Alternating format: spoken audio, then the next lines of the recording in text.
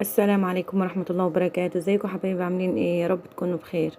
النهاردة هعمل لكم حاجة بسيطة جدا وسهلة.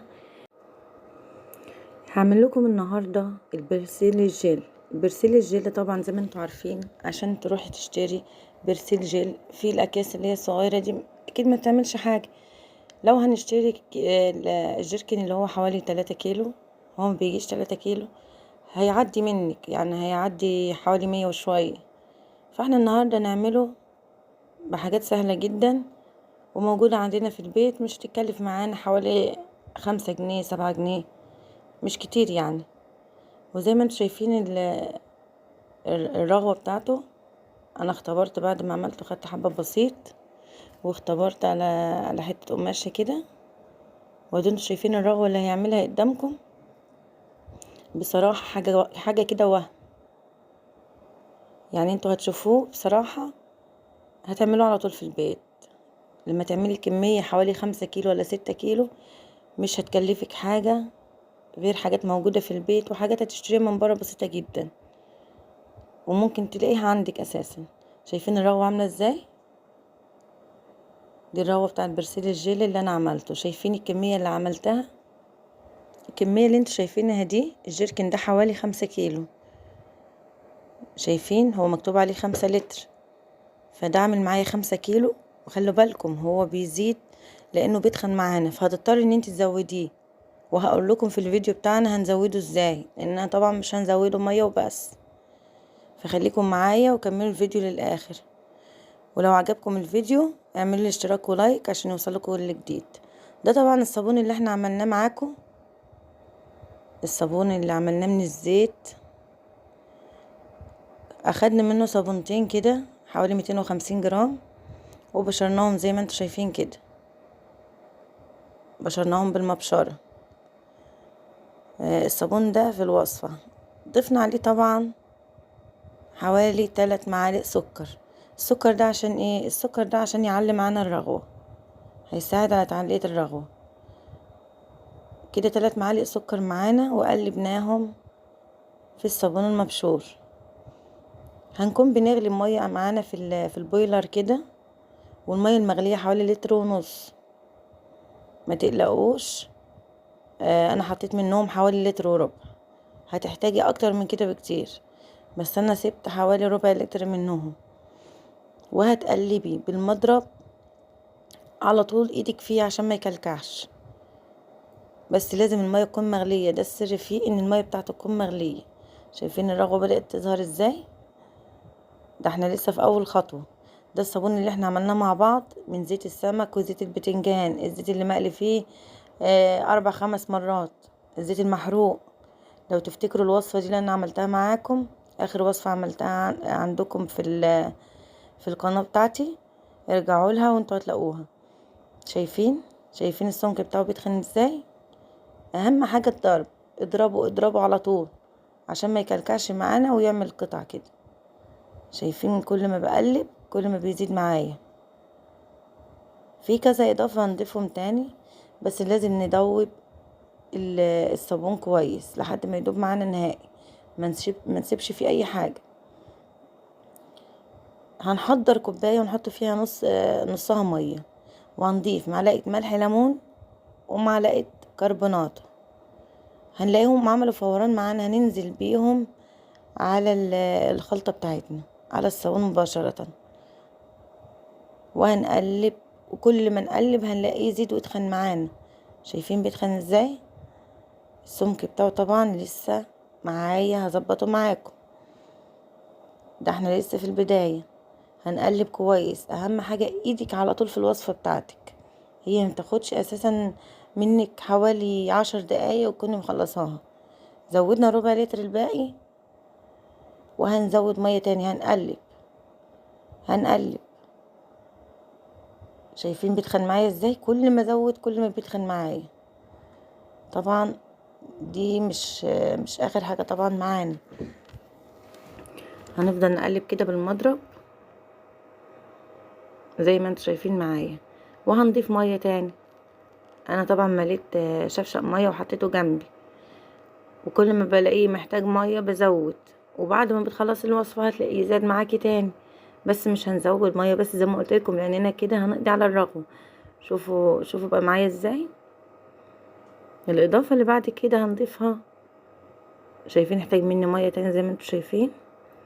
انا عايزاه السمك بتاعه يخف عشان الاضافات الباقية، كل ما بتضيفي اضافة كل ما بيتخن معاكي. شايفين كل ما تضربي كل ما بتلاقيه سلس معاكي وناعم معاكي.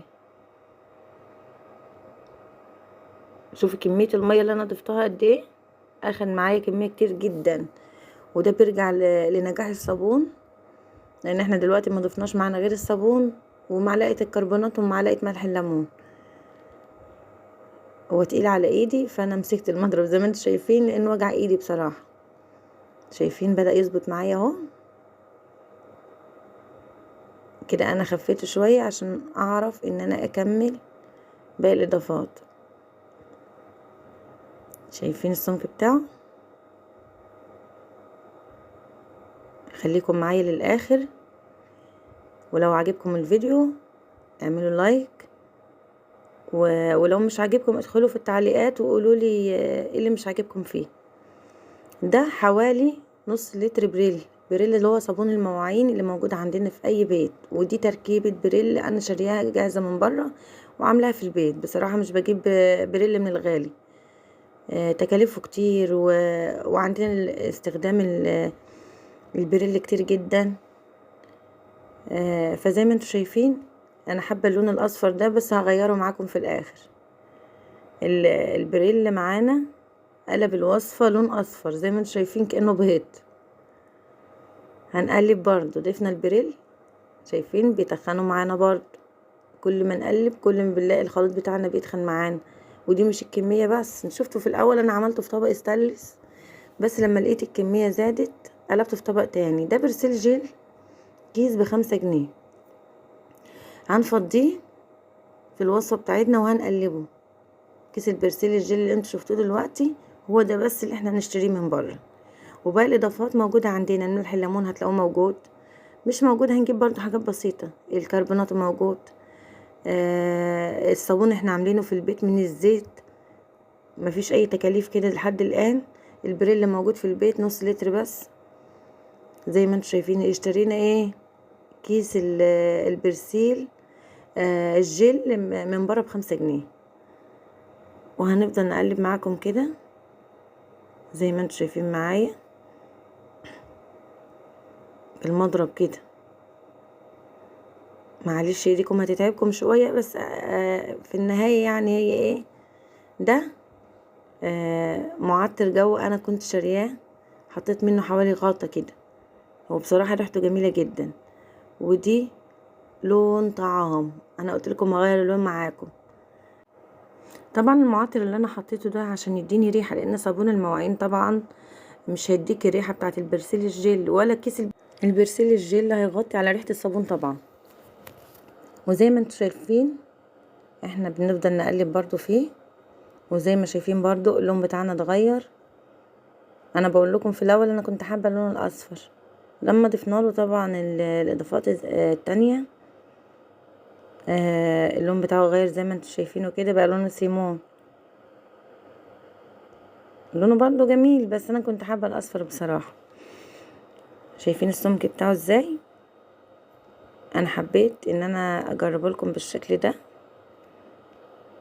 عشان تشوفوا السمك بتاعه. وبصراحة في حاجة تانية حابة اعرفها لكم، ان في اضافة تانية بس انا ما ضفتهاش. لو حضراتكم عايزين مثلا كمية تخلوها للغسيل الابيض، بنضيف عليها حوالي نص كوباية كلور للابيض. انما لو حابينه للملابس الملونة، لو مش غسالة اوتوماتيك او فوق اوتوماتيك، هنضيف له طبعا كلوركس الوان. كلوركس الوان على ما اظن ينفع في الغسالات الاوتوماتيك والفوق اوتوماتيك. انا طبعا ما ضفتش عليه اي حاجه لان بصراحه غسلت بيه في الغساله الفوق اوتوماتيك. بصراحه غسيله جميل ومخلي ريحته جميله بصراحه. وزي ما انتم شايفين الكيس البرسيل الجل ما بيغطيش على ريحه الصابون زي ما قلت لكم. فاي زيوت عطريه عندكم ممكن تضيفوها.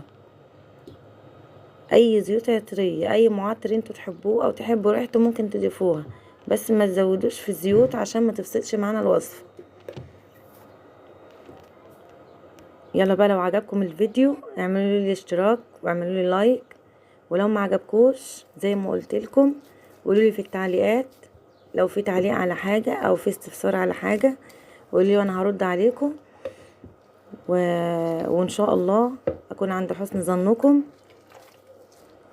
واشوف وشكم بخير ان شاء الله.